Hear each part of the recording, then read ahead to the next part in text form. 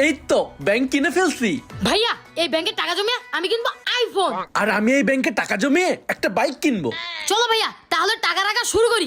প্রথমেই 500 টাকা। আমার 5 টাকা। হাই হাই, আমাকে তো ফকির মনে হচ্ছে। এই তো এইভাবে টাকা জমিয়ে আমি আইফোন কিনেই ছাড়বো। আমিও এইভাবে টাকা জমিয়ে বাইক কিনেই ফেলবো। এখন এই 100 টাকা ব্যাংকে জমা করে রাখি।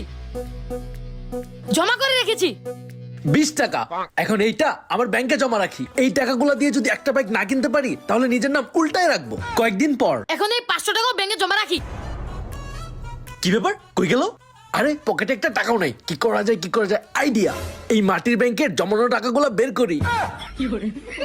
আমার হাত খরচ এসে পড়েছে। এই জমানো টাকা দিয়ে আমি আইফোন কিনবো। কাছে একটা টাকাও নেই। ব্যাংক থেকে টাকা বের করি। আরে সব টাকা শেষ হয়ে গেল। আমার ব্যাংকে তো টাকা শেষ, কিন্তু বিপ্লবের ব্যাংকে তো টাকা আছে। আইডিয়া। এটা